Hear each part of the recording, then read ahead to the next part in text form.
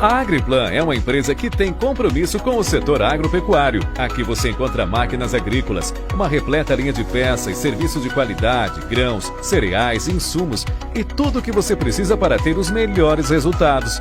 Nossa prioridade é levar rendimento e agilidade ao produtor através da qualidade e tecnologia de nossos produtos e serviços. A Agriplan em Augusto Pestana e Tupanciretã. Campo Web, mais uma edição aqui pelo Jornal Manchete Tupanciretã Digital. O Campo Web, que tem o campo na internet, a internet no campo. Esse programa ele é fantástico porque ele tem uma dinâmica muito grande. Ele consegue interagir com pessoas de diferentes regiões, de diferentes assuntos. E desde a sua criação, aqui pelo Jornal Manchete Tupanciretã Digital, o nosso objetivo é compartilhar informações, trazer pessoas que estão fazendo algo excepcional, pessoas que estão trabalhando no agro nas suas mais diversas fontes. Por isso que o lema desse programa é Campo Web, um programa feito só para pessoas inteligentes. Neste sábado, nesta manhã de sábado, nós temos o privilégio, pela vez primeira, de repetir convidados. E nós vamos repetir convidados, principalmente pelo conteúdo. O conteúdo ele é formatado, feito, estudado e distribuído de maneira grátis para muitos, mas muitos telespectadores do Brasil inteiro.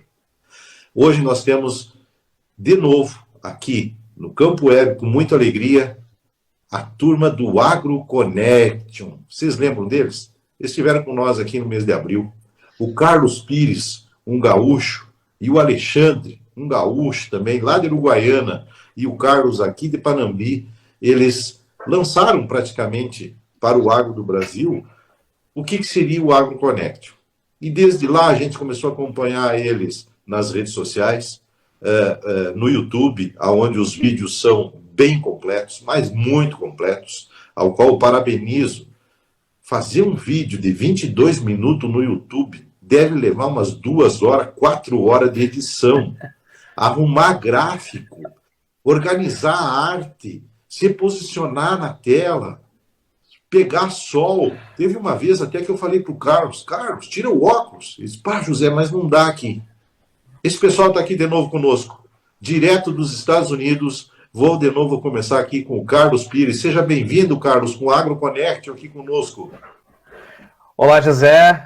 Olá, nossos telespectadores aí do Campo Web. Um prazer, a gente está de volta aqui. E é como eu falei, né? O sol vem na cara. Se eu tirar o óculos, eu fico com o olho fechado. Então, acho que é melhor deixar o olho também dar uma tapada na feiura, né? Então, acho que por isso que vale a pena continuar com óculos aí.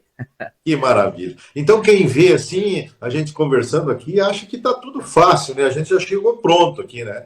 Eu vou usar uma frase aqui que não é minha, mas quem nasce pronto é geladeira, fogão e vai se gastando, né? A gente tem que ir se construindo. Bem Alexandre, por aí. Ô, Alexandre, mas tu mudou desde abril, rapaz? Como é que tu tá? Tudo bem contigo? Tudo bem, antes que todo mundo fique preocupado, eu só perdi uns quilos aí, cresceu o cabelo, a barba, mas estamos tudo bem. Aí foi a correria da safra, né? Que foi muito proveitosa, mas estamos aí de novo. Um prazer imenso estar aqui novamente, saudando aí os telespectadores do Campo Web, do Jornal Manchete de Tupã. Então, é realmente um prazer estar aqui. E como, só completando o que o Carlos disse, né?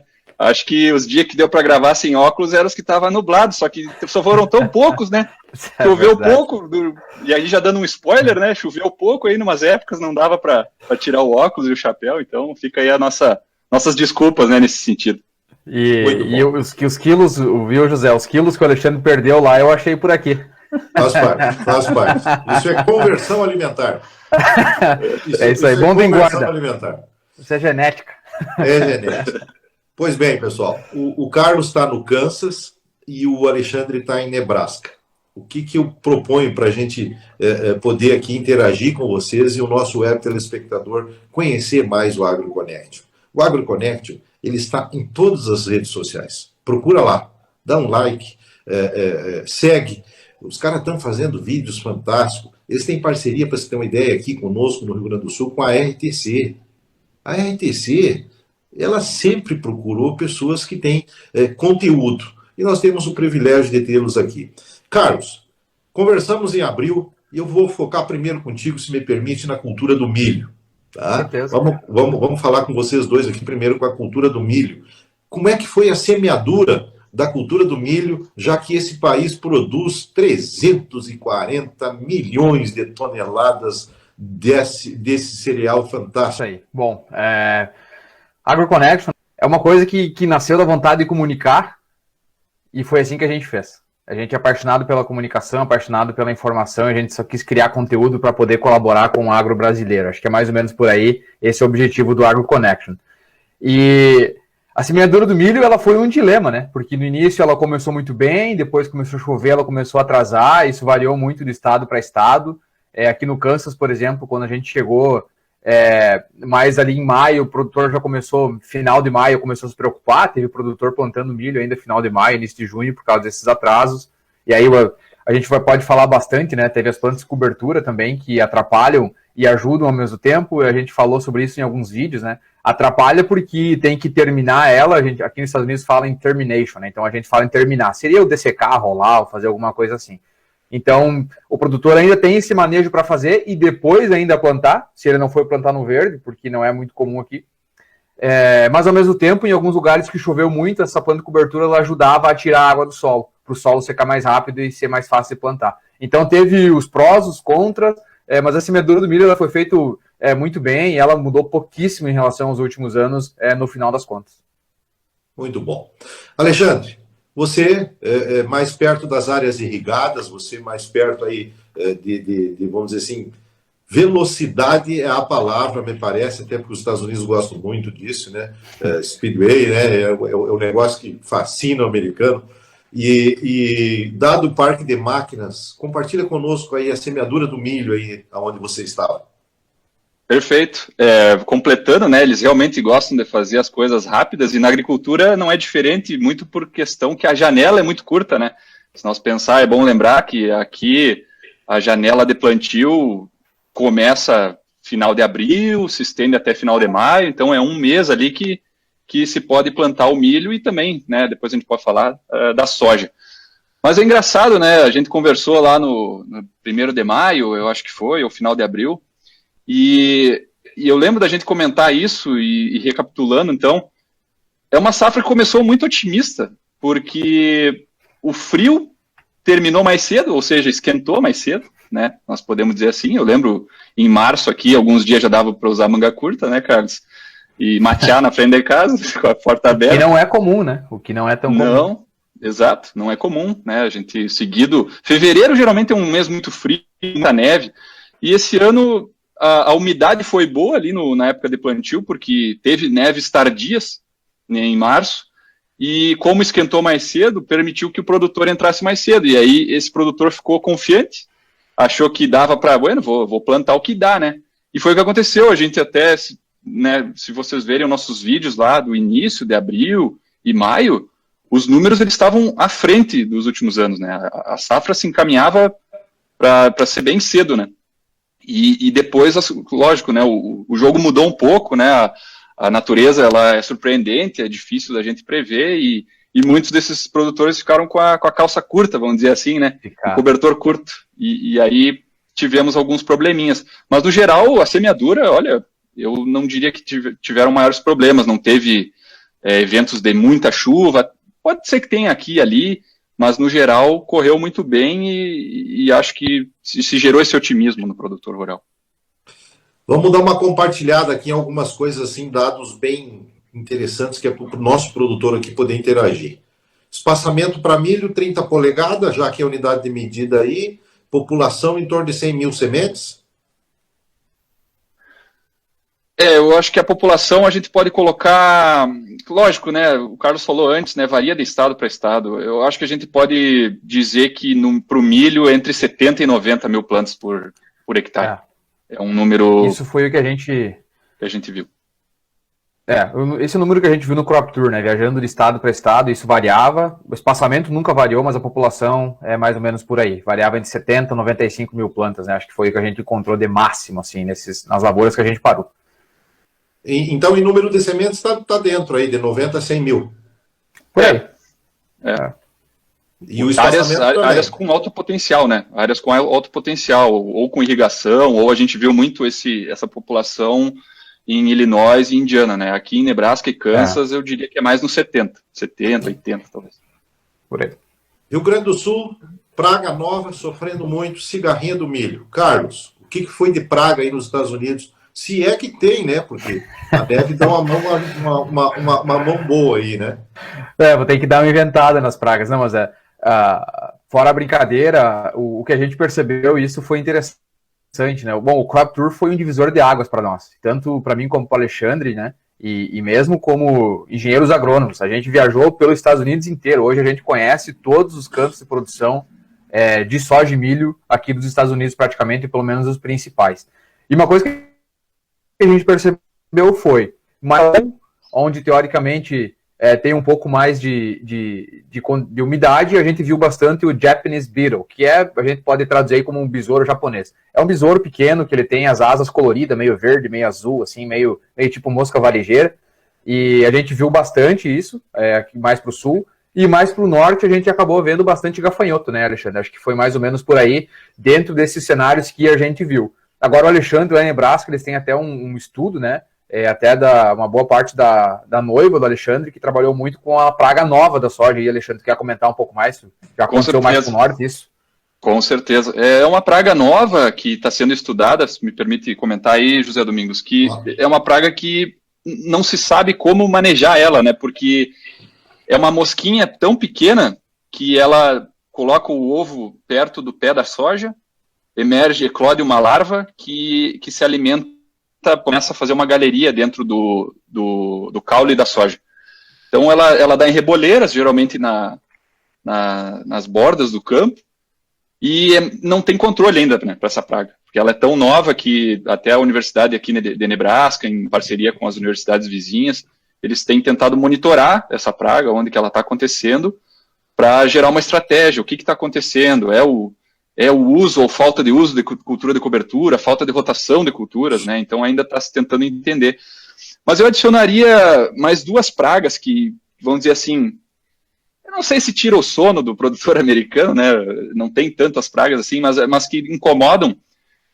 Uma delas seria, eles chamam o besouro da...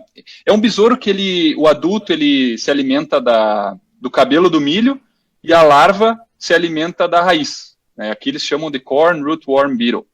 Então é um besouro que dá no milho, ele é meio amarelinho, assim, ele quase lembra o brasileirinho, quase lembra, assim, relativamente parecido, mas ele tem um W, assim, um deles tem um W nas costas. E... Tem um dano muito parecido com a diabrótica, né? Que é o que a gente tem de problema no Brasil. Isso, e aí causa a planta de milho para, né, meio que deitar e se perder. E a outra praga é em soja, que seria o stem borer, que é um besouro que também coloca o ovo na axila da inserção da folha no caule. Essa larva, ela entra no caule, é uma broca, né? Vai comendo tudo e faz com que também tenha perda de planta, e muitas vezes o produtor tem que colher um pouco mais cedo, né? Em função disso. Mas... Desafios. Esses são os desafios. Esses são os desafios. Mas Alexandre, pode falar, cara. Eu ia só complementar que são desafios, assim, às vezes as pessoas podem nos escutar falando, devem pensar, quebrou a safra dos caras. Não é assim.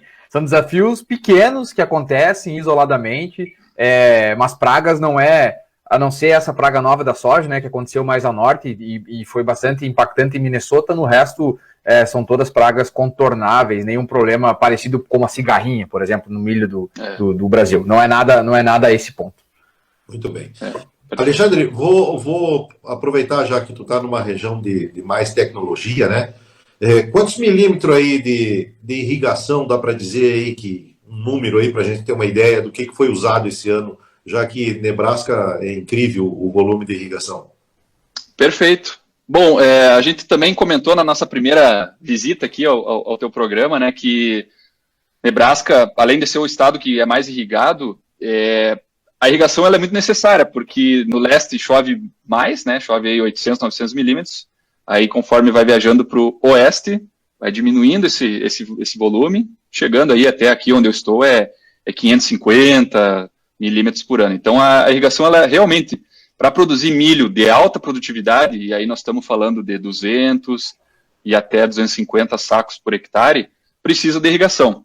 Então, se nós pensarmos aí, e agora eu estou pensando um pouco no sistema deles, né, porque a gente acaba aprendendo a unidade de polegadas, mas chega-se a irrigar, se eu não estiver enganado, em torno de 6 polegadas por hectare, né? Então daria aí 6 vezes 2, 150. Tá ajudando aí. Perfeito, valeu. 150 milímetros de irrigação, né? Podendo ir até 10 inches, ou seja, podendo ir até 250. E isso é curioso, porque até eu estava ajudando aí a fazer um documento sobre isso, porque Nebraska tem o aquífero Ogallala, né? Então, isso faz com que o estado tenha tanta irrigação por pivô central. E muitos produtores, existe a lei, né, a outorga de água, ela é para 5 anos, vamos dizer assim. Então, o produtor, vamos dizer assim, ele pode puxar até 50 polegadas de água em 5 anos. Se tu pensar, dá 10 por ano. Só que alguns produtores acabam usando mais que isso. Então, tem gente aqui que para 2 anos vai ter que usar só 8 polegadas, ou seja, vai ter que racionar. Tem que chover. Vai ter que contar com a chuva, ou vai ter que ir para outra estratégia, diminuir população, ou usar híbridos aí com alguma tolerância à seca, ou irrigar, né? E aí é que entra a gente com conhecimento, irrigar no momento correto, né? Ou naquele que mais demanda para poder conseguir um rendimento aí dos 200 sacos, pelo menos, por hectare. Carlos, seguindo no milho ainda, e o objetivo aqui agora é a gente entrar em detalhes mesmo. Relação N, por mais que aí seja uma outra fonte, pontos de N por saco de milho, como é que o produtor vê isso? Como é que vocês interagiram aí nesse Crop Tour, vendo esse trabalho que me chamou muita atenção? Esse é um ponto bem interessante, né? Porque, bom, o nitrogênio aqui ele já começa de uma maneira diferente. Uma boa parte ainda, e quando eu falo uma boa parte, é bastante mesmo, dos produtores acabam aplicando esse nitrogênio logo agora, depois da colheita.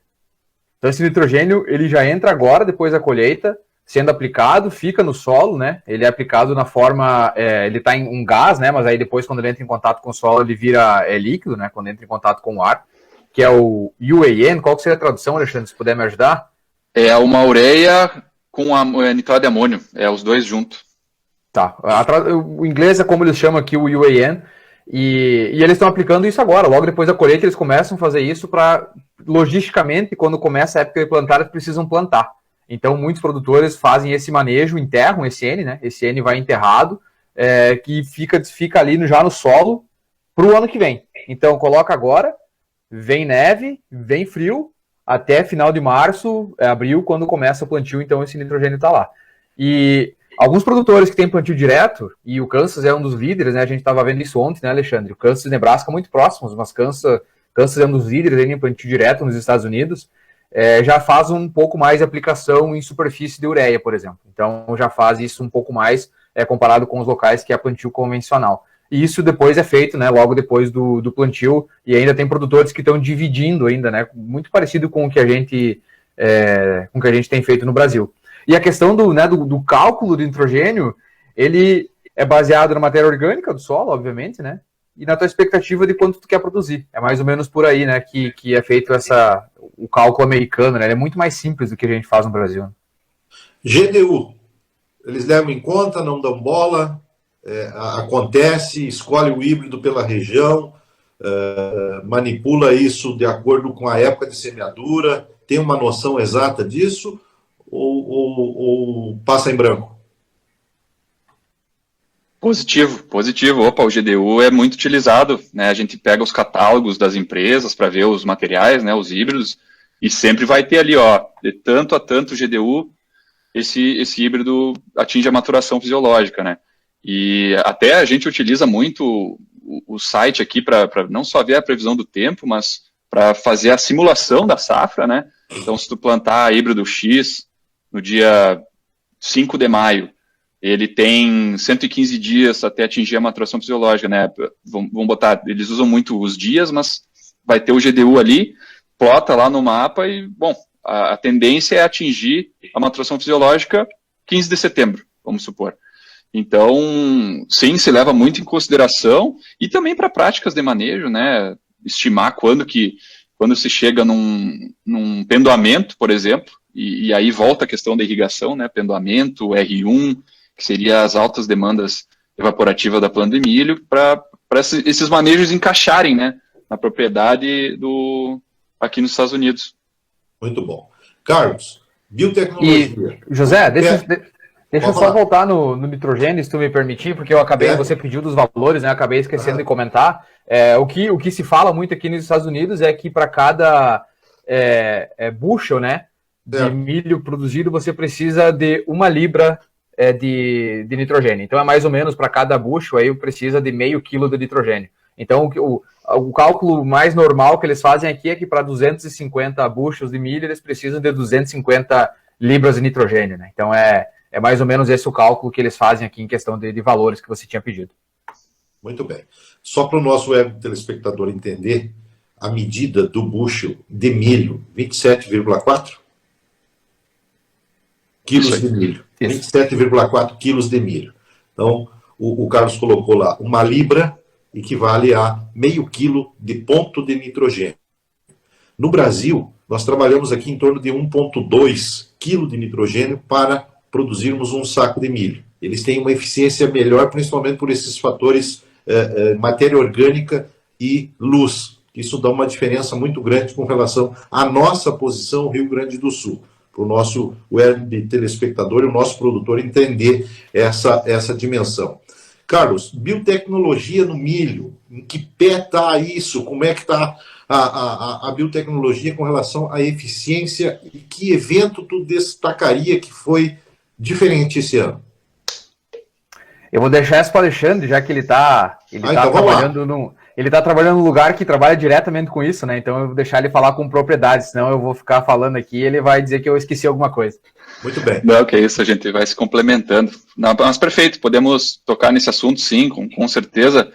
Com relação à biotecnologia e no milho, já digo que tem mais que para a soja, né? Aqui nos Estados Unidos, os eventos, né, de transgenia, né, dentro dessa linha de biotecnologia, eles avançaram ou avançam mais rápido para o milho do que para a soja. Dentro daquela situação que o produtor americano planta mais milho, acaba rentabilizando mais com o milho, então a indústria mesmo acaba focando muito na biotecnologia de milho. E eventos que têm acontecido, né, na área de plantas daninhas, vamos começar por aí, a gente tem já os eventos de glifosato, que já são bem comuns. Tem o próprio milho, se eu não me engano, não é o Enlist, é a soja. Tem o milho que vai ser resistente ao inibidor da CCase, né, os FOPs e os DINs. Esse é um milho que está chegando, mas eu diria que para a parte de insetos é a que está mais avançando, porque eu comentei antes do Corn Rootworm Beetle, que é aquele besouro que parece a vaquinha, o brasileirinho, e como ele atinge a raiz, não tem como controlar esse inseto. Então, muito do melhoramento de milho está indo nessa questão de achar as proteínas que vão inibir ou diminuir o dano desse inseto. E é curioso que na empresa onde eu estou trabalhando, se vai ser lançado, né, para o ano que vem, que utiliza o RNA mensageiro. É uma tecnologia muito semelhante à da vacina da Covid-19, por exemplo. Então, é o campo andando junto com a saúde, né? Então, isso é fantástico da gente ver como as empresas estão fazendo as mesmas, usando tecnologias parecidas, né? Para humanos e para as plantas. Então, eu acho que no milho seriam essa parte de insetos, né? Tem também já alguns avanços para as próprias lagartas de espiga, mas eu diria que mais na parte de inseto é onde está se avançando muito.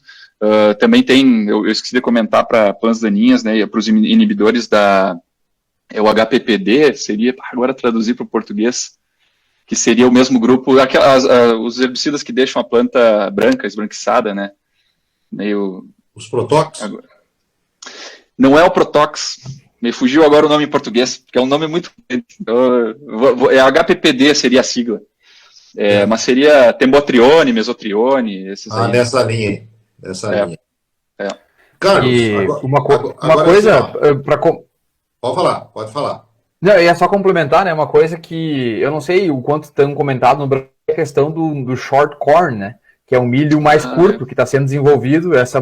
Isso talvez seja uma coisa que venha revolucionar o mercado, né? Um milho com uma estatura mais baixa, vai produzir menos biomassa, e aí eu já fiz várias perguntas em palestras, né, com os responsáveis sobre como vai ser. A gente depende muito ainda da biomassa do milho para botar carbono no solo, né? Então, se nós estamos diminuindo a estatura do milho, como seria isso? E a resposta deles é que o sistema radicular desse milho menor, que eles devem chamar de milho pequeno, no Brasil talvez, dê conta de trabalhar mais e pôr mais massa de raiz em comparação com o milho atual. Então essa é uma tecnologia que deve estar logo aí na frente do mercado, né? Muita pesquisa sendo feita, mas é baixar a estatura do milho e melhorar a eficiência do uso da água e nutrientes através dessas novas tecnologias. Diminui o tamanho e aumenta a boca. Mais ou menos por aí. Exatamente. Exato, isso aí. Bem lembrado, bem lembrado. E te permite também entrar com o equipamento, né? Mais tempo. Tu pode fazer uma pulverização em pendoamento. Um milho mais curto. Muito bom. Carlos, agora quero te ouvir com relação à colheita em si na tua região, embora as tecnologias sejam diferentes, e a liquidez disso. Como é que o produtor americano está fazendo? Ele está vendendo esse milho ou ele está ainda... já tinha muita coisa vendida, né? E nós retratando isso aqui no nosso mercado porque a gente obedece os caras aí, né? Como é que tu está vendo isso aí na realidade, em loco? Isso é uma coisa interessante, porque no nosso primeiro Crop Tour a gente entrevistou 2 produtores, né? E a gente fez essas perguntas para eles, como que eles trabalham com isso.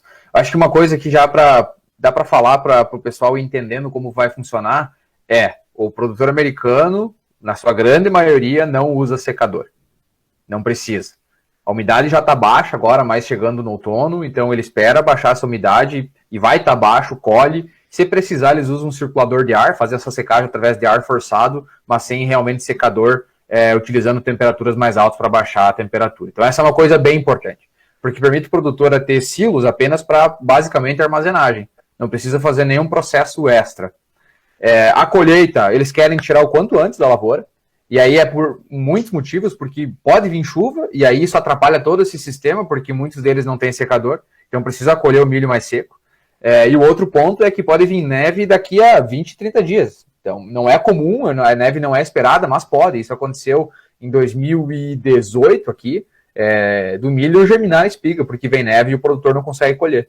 Os solos aqui é uma coisa interessante, né? Eles são mais rasos, eles não drenam tão bem a água, então vem essa neve, encharca o solo e o produtor tem que botar a máquina, aí muitos não têm esteira e compacta e vira barro, então a colheita deles é tirar o quanto antes. E aí guarda o grão.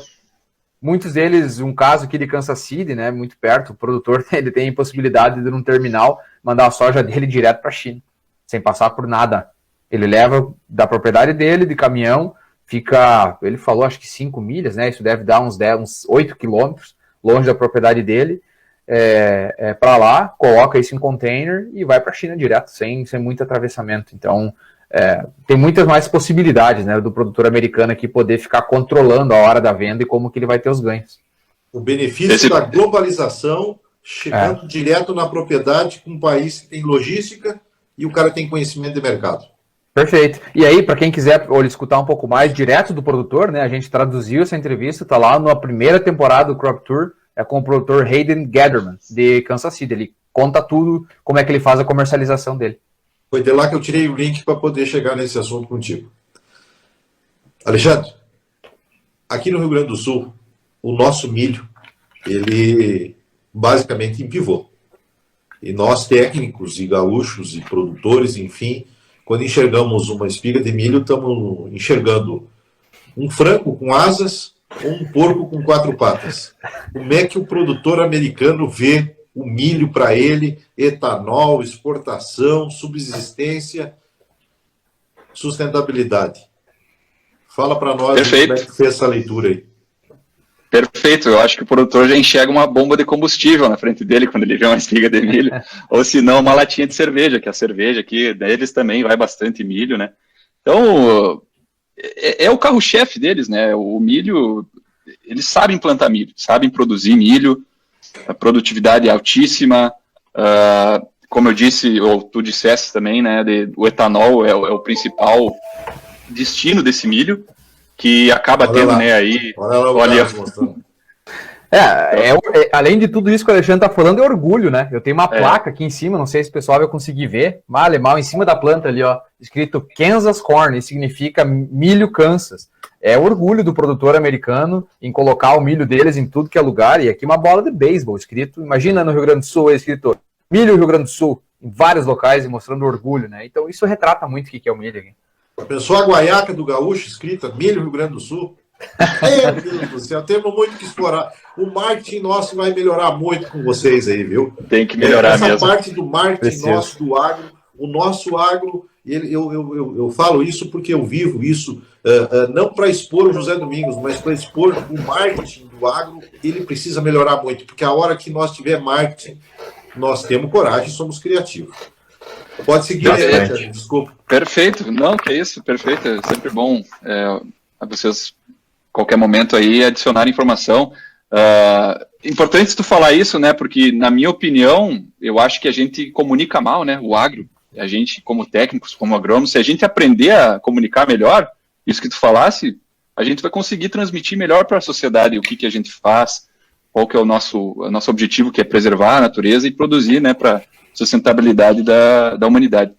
Então, é um discurso que eu também tenho, assim, e tento passar adiante. Mas nós estávamos falando do milho, etanol, e aí fazendo adendo, aí o Carlos mostrou a bola de beisebol, o pessoal usa chapéu aqui, com uma espiga de milho na cabeça, as latinhas. Se alguns aqui vão lembrar, mas há uns 2, 3 anos atrás, no evento do Super Bowl, que é a final do futebol americano, né, uma marca de cerveja falou que na cerveja dela não ia milho. Mas tu tá louco, rapaz. O que deu de fazendeiro no Twitter, tweetando e jogando fora aquela latinha de cerveja, a cerveja dentro dessa marca, e mudando para outra, e uma outra marca usou isso como um a favor, né?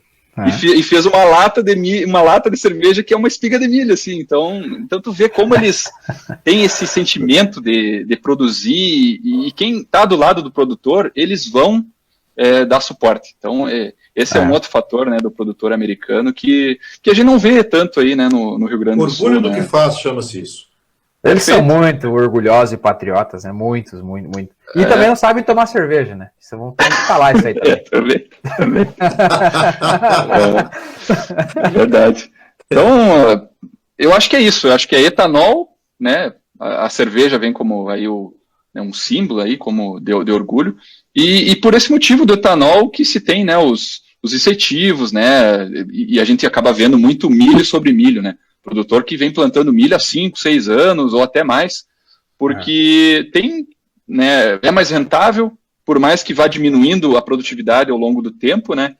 Aí volta aquela biotecnologia com resistência a inseto, porque quanto mais tu repete uma cultura, mais tu tem pressão de inseto, resistências, né, de plano daninha.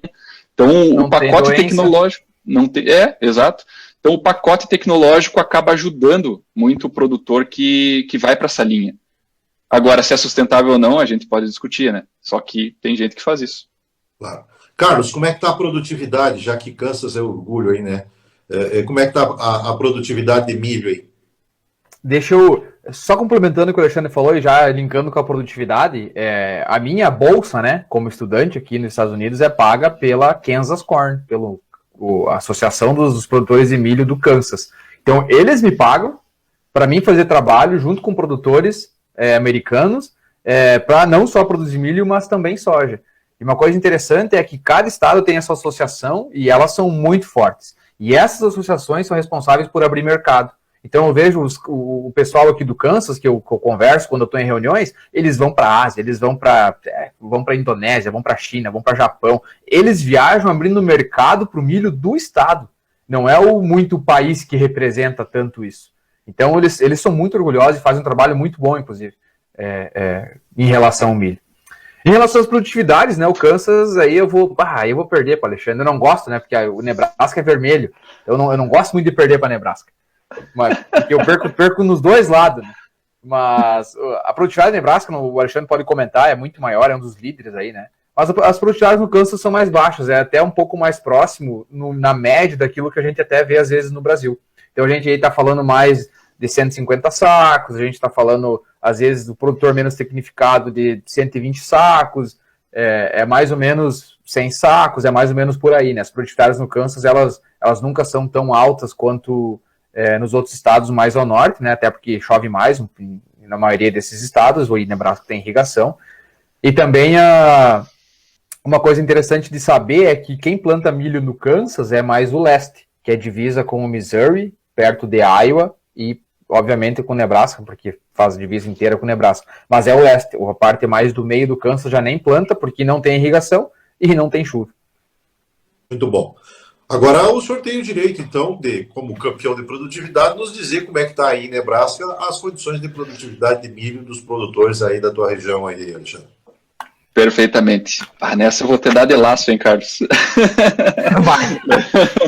nem tem como me defender nessa.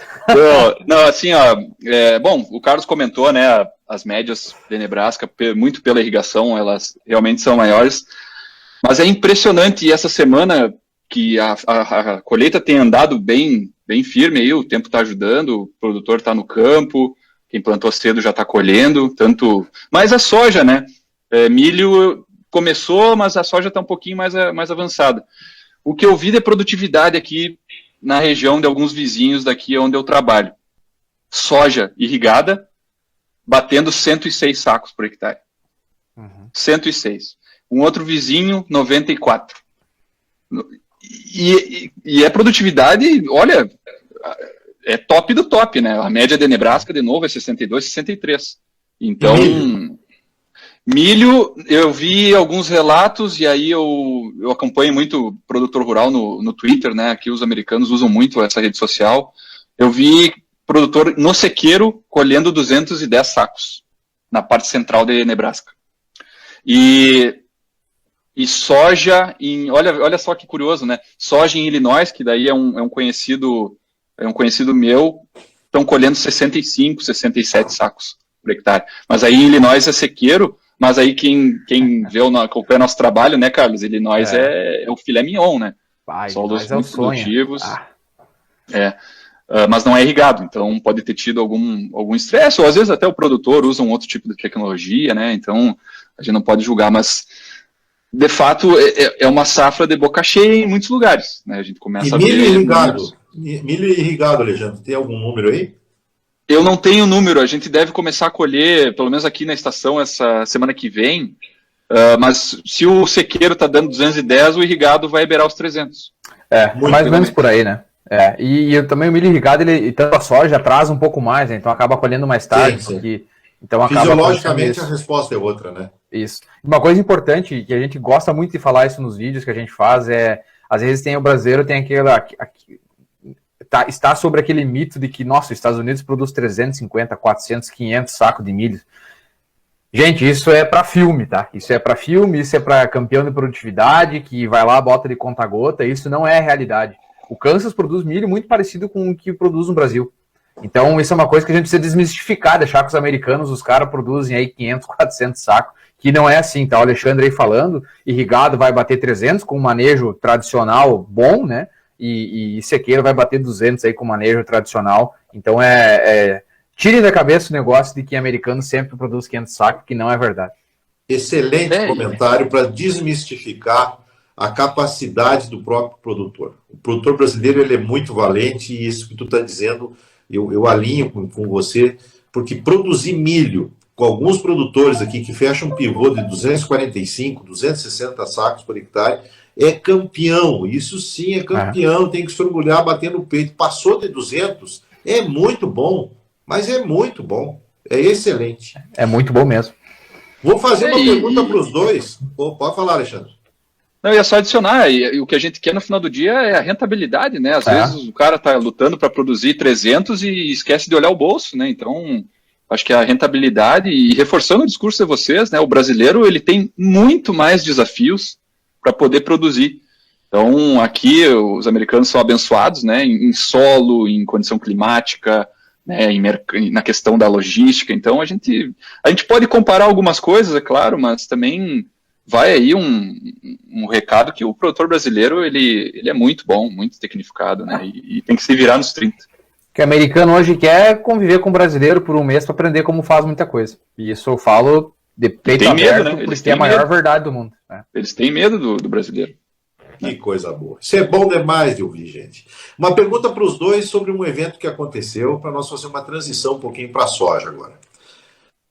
O que chamou a atenção do Carlos e depois do Alexandre na feira? O que realmente mexeu na feira? Porque eu vi vocês, assim, parece que turbinados na feira, né? Tipo, vocês estavam turbinados na feira, né? Sabe que a feira mudou minha vida. Eu tive aí em 2009 e foi aí que eu resolvi voltar a estudar e me tornar engenheiro agrônomo. Entrei na faculdade com 37 anos, graças à feira. E aí eu fiquei olhando vocês, eu digo, mas olha os caras aqui, ó, rapaz, eu já tive aí. Fala aí, Carlos, o que te motivou? O legal é que eu e o Alexandre, a gente tem opiniões diferentes sobre o que foi que mais chamou a atenção. A gente já falou sobre isso, né, Alexandre? E a gente tem um vídeo aí que vai sair, a gente gravou, fez várias coisas legais, a gente tá, óbvio que com colheita, com crop tour, com vídeo semanal, as coisas atrasam, infelizmente, mas então como o vídeo da feira é um pouco mais atemporal, né? Não tem planta crescendo lá na feira, então como é mais equipamentos, a gente deixou para um pouco mais tarde, mas vai sair um vídeo completo do que chamou atenção em tecnologia na feira. Mas eu vou falar do meu, vou dar um spoiler, né? Vou falar um deles, o Alexandre vai falar outro. O que eu mais gostei, e assim, para mim, que eu trabalho muito com plantas de cobertura, saúde do solo e manejo em geral aqui no Kansas. Tem um equipamento que eu até então não tinha conhecimento, e talvez aí é porque eu trabalho mais com solos, não tanto com máquina, que é uma semeadora a vácuo de uma empresa aí, que se tu quiser que eu fale o nome, eu falo. Pode. Horsch, é isso, né, Alexandre?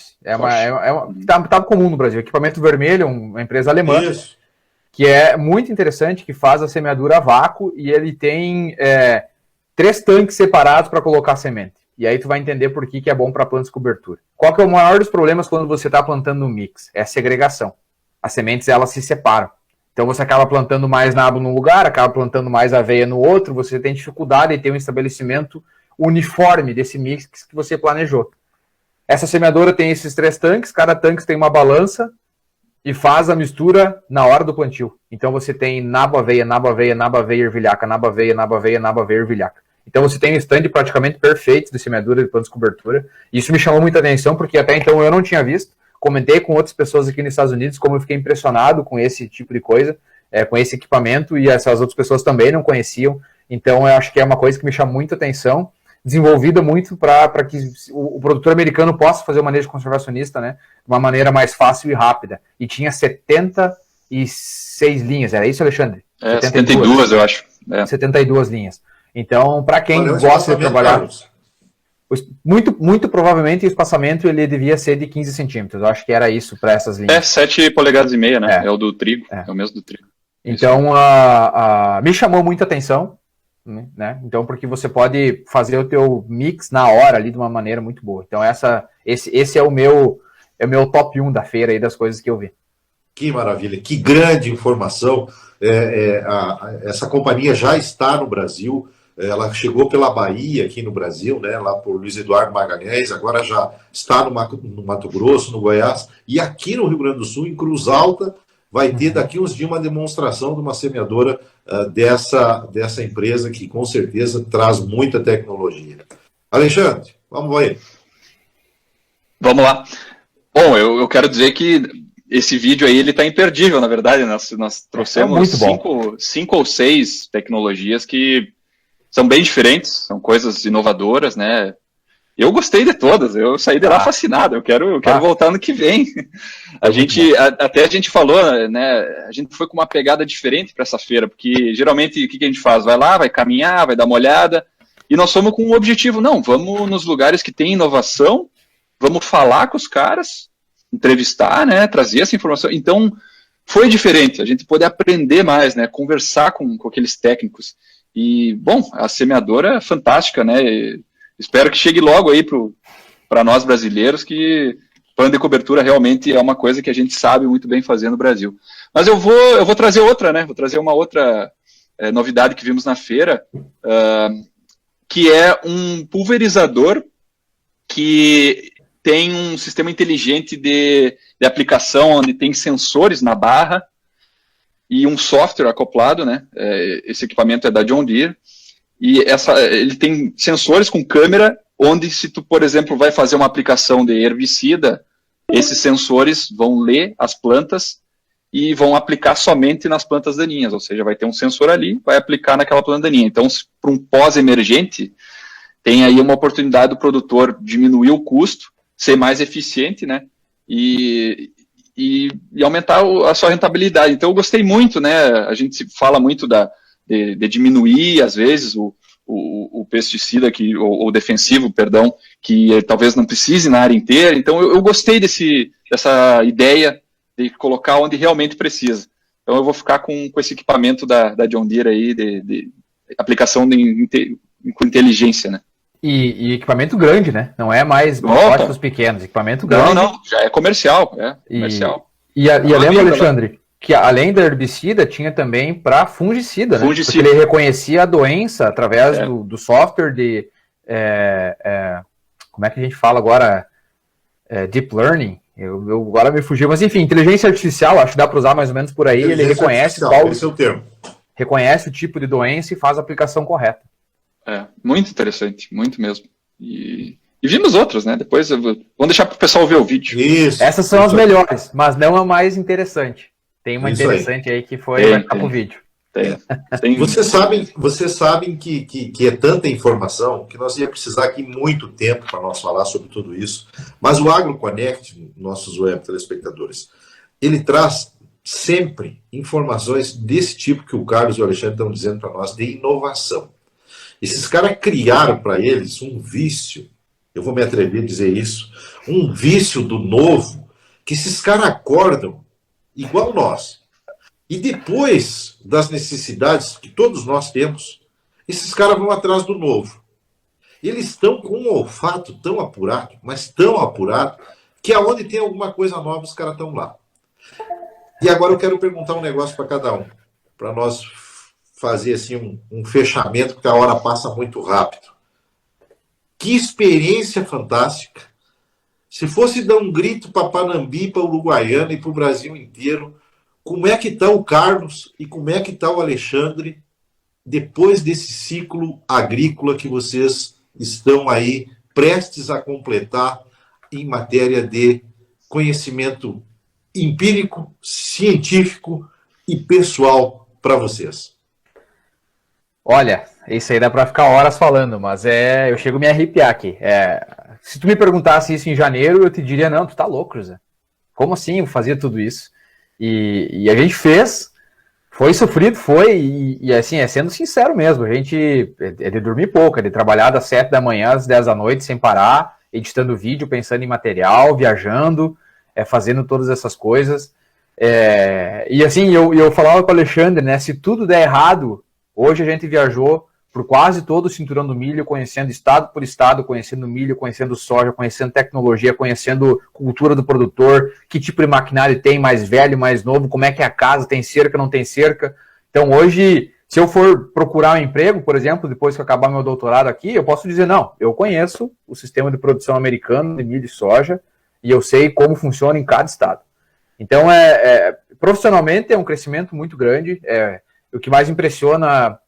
A gente ganhou muitos prêmios aqui nos Estados Unidos, muito mais reconhecimento até aqui, né, Alexandre, do que a gente teve no Brasil em relação a prêmios, muita premiação, muita entrevista, Sociedade Americana de Agronomia, Sociedade Americana de Ciência do Solo, eles estão encantados com o trabalho que o AgroConnection tem feito para linkar os Estados Unidos com o produtor brasileiro, fazer essa extensão, né, levar essa informação da pesquisa também, não só do campo, pro produtor brasileiro. Então a gente apareceu em diversos jornais, revistas, reportagens já aqui nos Estados Unidos, e eu sou totalmente diferente hoje. Hoje eu sou uma pessoa muito mais capacitado, com muito mais confiança e com a certeza de que eu estou dando o meu melhor para contribuir com a agricultura brasileira, mesmo não estando no Brasil nesse momento. Então esse é o sentimento que eu tenho.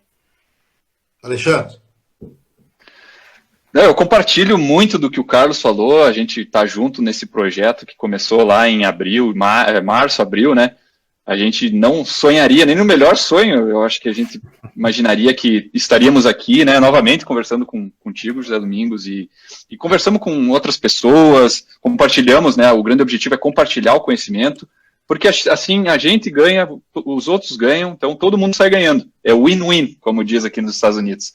Ganha. O Alexandre o Alexandre antes da safra e depois da safra, ele é completamente diferente, porque eu terminei a minha pós-graduação, né, o doutorado ano passado, então esse é a minha primeira safra como doutor. Então, todo o conhecimento, né, que eu tive ali de plantas de cobertura, manejo de plantas daninhas, fertilidade do solo, eu estou conseguindo colocar em prática e compartilhar com o Carlos, por exemplo, que tem o background dele em solos, em plantas de cobertura, saúde do solo. Aí temos a Fernanda, que também mexe com essa parte das plantas, solo, o Lucas em melhoramento, né? Falando aqui da equipe, o Ramon lá com a parte de conservação do solo também. E aqui vai um outro comentário, né? Nós começamos entre 3, 4 pessoas, hoje a gente tem uma equipe, temos uma equipe, né? Olha só, que cuida das nossas mídias sociais, nos ajuda a manter a página atualizada, compartilhar. Todos os estudantes, né? Bom falar isso, todos os estudantes com vontade de fazer a diferença no agro, né? Até porque a gente não tem dinheiro para pagar os caras. E aí agora, lógico, né? A gente entra numa próxima fase, que é a gente ter um suporte financeiro para poder viajar, né? A gente bota tudo no nosso bolso, a gente vai viajar, usa o nosso tempo, passa um sábado e um domingo longe de casa, mas a gente tem muito prazer, é muito bom fazer isso. E claro, a tendência, e a gente evoluiu muito durante o processo, é trazer cada vez informação melhor, com bastante agronomia, bastante conhecimento aplicado e com informações verídicas, né, direto do campo para todo mundo. Então, é um prazer, e eu sempre quis esse fato de retribuir de volta para o Brasil, para os produtores, tudo aquilo que eu tive a oportunidade de ter acesso aqui nos Estados Unidos. Então, é uma satisfação, um orgulho muito grande de poder fazer parte do time. Pessoal, esses 2 depoimentos eu quero trazer agora aqui para a nossa realidade do Brasil, do Rio Grande do Sul, da região. Vocês aproveitaram o máximo. Vocês estão aproveitando na plenitude daquilo que vocês têm, com as condições que vocês têm. Então, contribuir, distribuir informação, trabalhar dessa forma, tem que ter abnegação. E eu quero dizer para o nosso produtor aqui, esses 2 caras aí, ó, eles são doutores. Detalhe, internacional. E olha a humildade dos caras. Olha a maneira dos caras contribuir, distribuir o que tem. O jogo do ganha-ganha, ele resume no seguinte. Eu tenho R$2 e o Alexandre tem R$2. E nós trocamos esses R$2? Não, nós trocamos as ideias. Eu tenho 2 ideias, ele tem 2. Quando nós trocamos as ideias, cada um fica com 4. Esse é o jogo do ganha-ganha. Você trocar ideias. E esses caras estão nos Estados Unidos para trazer para o agro do Brasil. Eu fui um inscrito no YouTube de vocês, número 29. Que legal. O inscrito número 29 do YouTube fui eu. 28 foi antes que eu, mas eu não queria ser o número 1. Eu quero estar dentro do negócio. Hoje eles estão com 2.980 aí, inscritos que estão acompanhando. Eu recebo ali, bate o sininho, dou o like, surge lá para acompanhar. E você não pensa que você perde tempo. Configurar os gráficos que esses caras fazem. Botar o preço em dólar nos estados. Saber quantos por cento tá. É coisa de televisão. É coisa para quem tem muita estrutura. Os caras estão lá fazendo doutorado e estão distribuindo a informação. Esse sentimento que nós temos que ter mais aqui no Brasil, vocês trazem um testemunho fantástico. Pessoal, vocês vão ficar aí pelos Estados Unidos, né? Só Deus sabe. É verdade, vamos deixar aí para o futuro decidir, mas a ideia é ficar mais um pouco.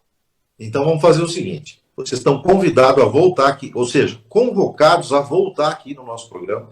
Nós vamos estar divulgando esse nosso programa de hoje, aonde for preciso, aonde for possível, para que realmente a gente tenha acesso à informação e inovação.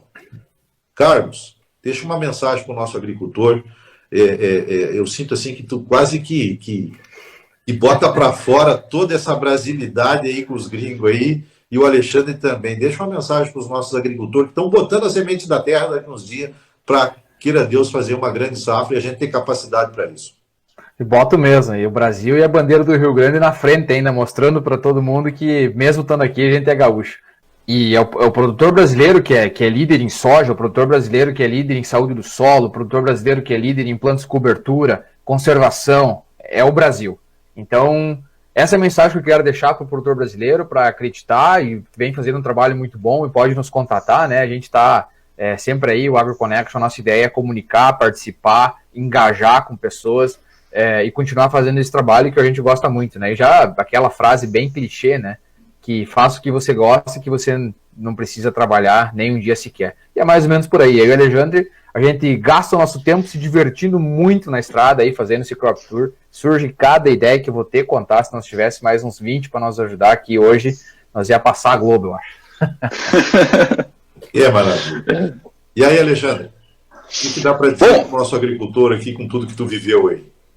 Bom, perfeito. Eu queria, já que está começando a safra no Brasil, eu queria desejar uma excelente safra para o produtor brasileiro, né? Que eu sei que é uma safra que vai ser bem desafiante, né? Nós temos aí os custos dos insumos nas alturas, mas fiquem sabendo que aqui também está assim, né? Nós estamos tendo problema de glifosato para chegar, o fertilizante está caro, então é uma questão de tempo aqui do produtor ter essas mesmas dificuldades para a safra que vem. Então, queria desejar para o produtor brasileiro uma excelente safra. O conhecimento vocês têm, contem sempre com a AgroConnection aqui, o que a gente puder ajudar com conhecimento, com informação dos Estados Unidos que pode impactar o mercado brasileiro, a gente vai estar sempre aqui, o nosso grande objetivo é esse, é ajudar, né, como o Carlos bem disse. E eu acho que é por aí. Eu acho que em dezembro, se tudo der certo, vamos estar aí no Brasil, né? Exatamente. Visitar umas propriedades, fazer uns vídeos para o canal. Estão convidados a vir a Tupanciretã nos acompanhar aqui em algumas propriedades. Venham aqui que nós vamos estar junto com vocês, apoiando vocês, retribuindo esse conhecimento que vocês estão nos dando aqui. Claro que isso aqui não é nada novo para vocês, né? Mas é uma maneira também da gente ver o quanto dá para medir a diferença de Brasil e Estados Unidos. Não comparar, mas dá para a gente medir isso. Dezembro vocês estão por aqui. Isso. Dezembro estaremos aí. A ideia é visitar produtores, compartilhar esse conhecimento e não convide duas vezes, que nós vamos mesmo. Estão convidados. Não os receberei sozinho. Quero convidar outros colegas da agronomia para aprender com vocês. E se possível for, nós fazemos um evento, inclusive aqui em Tupanciretã, com vocês dois, relatando essa experiência dos Estados Unidos e o jornal Manchete Tupanciretã Digital transmitindo isso ao vivo. Já me deu essa ideia aqui. Vamos trabalhar muito para isso, para que vocês possam estar aqui conosco. Uruguaiana, quem segue o rastro do sol sempre chega, e Panambi, a cidade das máquinas, não está tão longe, né? Então, estão convidados a vir aqui. Mas com certeza, vai ser um prazer. A gente com certeza vai fazer isso, a gente quer muito estar aí. E a gente que aprende, né? A gente já faz bastante tempo de cinema do Brasil, então vai ser a troca perfeita de conhecimento, né? O agricultor brasileiro, que a gente está mais tempo longe, a gente aqui, e aí a gente, quem sabe a gente não cria uma receita do sucesso aí juntos. Muito Exatamente. Bom. E a gente quer também, José, né, mostrar um pouco para o produtor americano o quão o brasileiro é bom. Então a gente quer gravar vídeos em propriedades, né, mostrar muito do manejo que eles fazem, os planos de cobertura, enfim, a soja que vai estar no campo, a gente quer mostrar essas coisas, e aí obviamente a gente vai falar um pouco de inglês para mostrar para os produtores americanos por que eles devem ter medo e ficar de olho aberto com a agricultura brasileira. Eita, garoto bom! O Campo Web deste sábado novamente foi diferenciado. Eu vou usar aqui alguma coisa do Ângelo Franco, que é um grande compositor da música gaúcha, que ele diz o seguinte: esses dois caras saíram daqui sabendo de onde saíram e por isso valorizam para onde foram. Eles conhecem a sua história. E o Rio Grande começa sempre no peito de alguma pessoa do bem. Saíram daqui com esse sentimento e foram para os Estados Unidos compartilhar conhecimento com gente que eles não conheciam. E a palavra que o Carlos usou aqui, eu vou usar aqui, é uma coisa fantástica. O que mexe a gente, o combustível da gente, chama-se reconhecimento.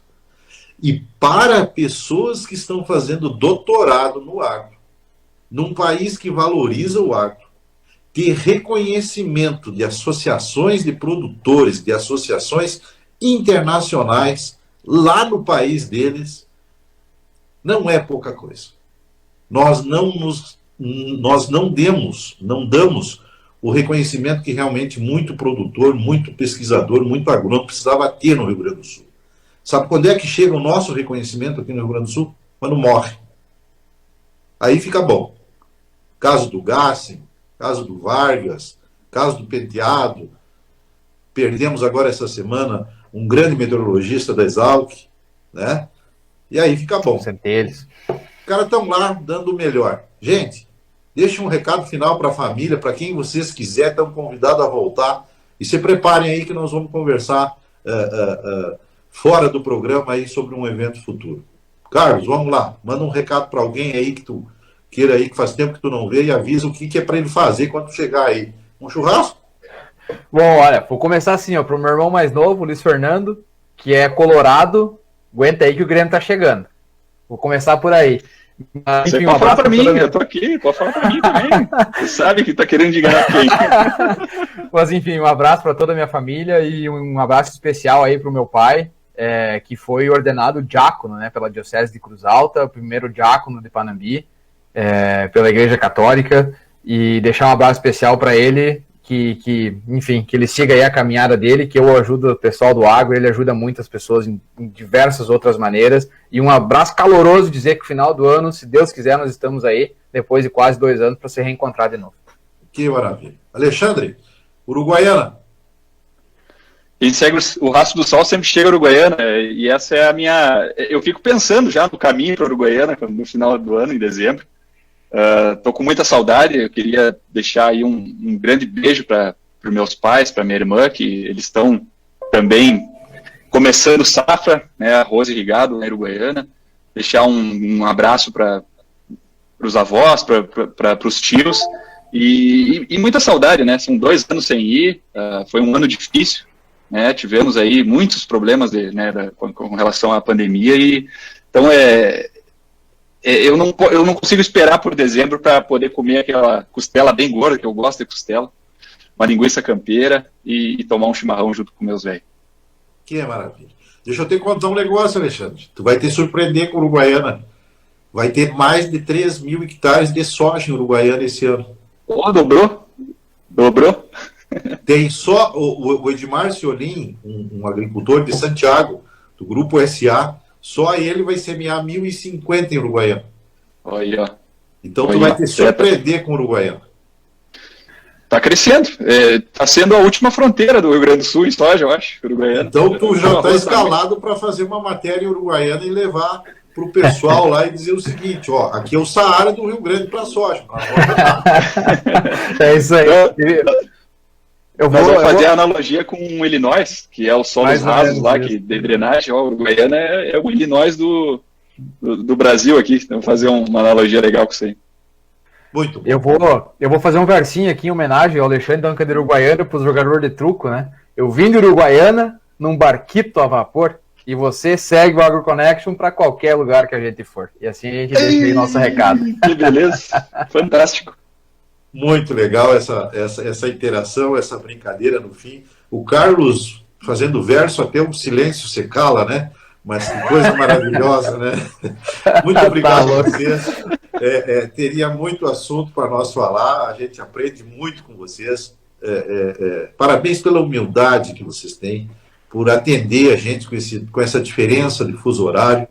Nós desejamos daqui do Brasil realmente o melhor para vocês. Nessa empreitada pessoal, profissional, e parabéns ao teu pai, viu, Carlos? Parabéns ao teu pai, não como distinção, mas sim pelo gesto, e gesto a gente paga com gesto, a vida ensina isso. O Campo Web encerra mais uma edição aqui pelo jornal Manchete Tupã-Siretã Digital, com essa dupla maravilhosa do AgroConnection, em todas as redes sociais, YouTube, Instagram, Facebook, o que você tiver de rede social, os caras estão lá. Quer aprender? Eu vou te dar uma dica. Eu tenho os caras que podem te ensinar alguma coisa de inovação. AgroConnection. Esse é o nome. Procura os caras lá. Procura ele nas redes sociais. Você nunca mais será o mesmo. Esse é o objetivo do Campo Web. Trazer informação só para pessoas inteligentes. Um grande abraço. Até a próxima edição. Com certeza, com a presença de muita informação e gente que quer fazer o Brasil crescer. Um abraço, meus amigos. Felicidade.